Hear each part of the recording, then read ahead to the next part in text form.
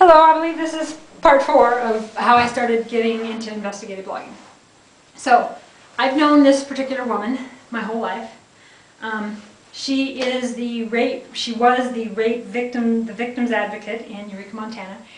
And she called me one day and told me, like I said in my previous videos, I had been talking about the date rape drug and how bad it was getting, just among friends, and I had heard of one that was really bad recently. Wasn't a rape. It was drugging. It was car accidents. This girl was drugged, even though she'd been warned not to take a drink from a certain person. She did, and she was drugged.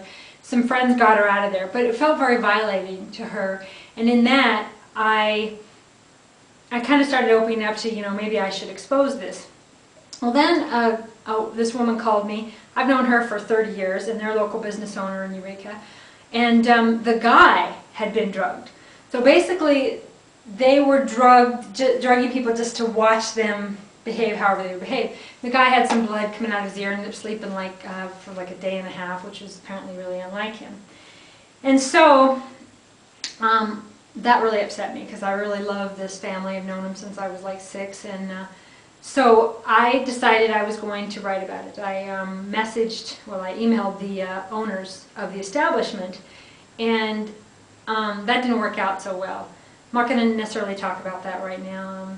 Hopefully they're just going to get on with their life. But just so you know, I was always telling the truth. It was never vindictive. And sending an attorney to shut me up, all I was trying to do was say, who's drugging these women? If it's not who I'm saying it is, who is it? It's happening. Help me. No, they just sent an attorney on me. Those folks Googled their name this morning. So I know that it's an issue for you that I still have it on my blogs. I get it. But it's an issue for me, from what I've seen happen to these women. And you know what? It may not have been your person, but it was somebody. And these people were hurt, lots of them.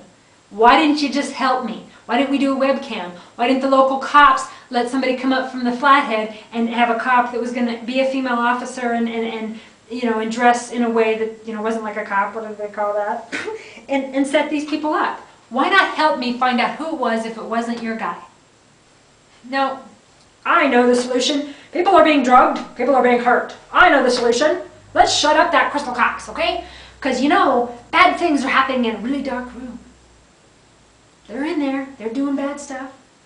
I walk up, turn the light on, and then I say, what's going on in that room? And it's my fault that it was going on because I turned the light on. This has got on a tangent, hasn't it? All right. Anyway, all of these people were calling me and telling me all these stories, okay? Cops aren't listening.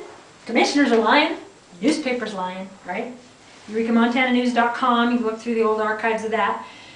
They're telling me the stories. The cops are telling me the stories.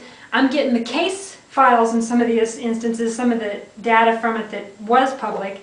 And I know what's going on from good cops, and not just one, not just the one you folks are thinking of, several cops. Cops that have been in Eureka from before, calling me, giving me, emailing me information. I was getting the information from the victims, from the cops. I was getting information from top investigators in Montana, right?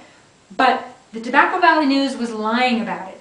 Now, the whole town is still, of course, defaming me. I'm the problem, right? Because I'm telling the truth. But the paper lied about it. Commissioners lied about it. They brought in old, commissioners to lie about it. And these rapes were really happening, and I'd have these fathers calling me crying about what happened to their daughters, right? Never exposed them. I took it. I took the hit, all on my face. Everybody's looking at me like I'm lying, like I'm making this stuff up. Why am I making it up? Well, because I'm a man-hater, right? 40 rapes. All this shit happening and I'm talking about it because I'm a man-hater, because I'm a lesbian. Yes, I am a lesbian. And no way do I hate men. Okay? Now we'll talk about that later on a lot of the, were all these rapes real? I have no idea. But I know that there was massive DNA, massive proof. And the cops came to me crying because they could not help these victims with all the evidence they brought. No, because Bernie Cassidy, Lincoln County Attorney, go to BernieCassidy.com, would not prosecute. Why? Because in Lincoln County, Montana, it turns out everywhere, Montana and probably everywhere, it's pay to play, right? Plea bargains are like average of $5,000 to $25,000 in Montana. Guilty, not guilty? Well, I don't know. How much money you got, right? Also on that note, Heather Hinson. That was bad, okay? That girl, that situation is all messed up. LibbyMontanaNews.com, that's the Larry Kingsley death on that. So, probably talking fast, but this is 2 years worth of stuff. I don't really know where to begin. So I'll do a lot of videos on individual things, but this is kind of how it started. I really wasn't writing about it so much until the rape advocate in Eureka talked to me about one girl. One.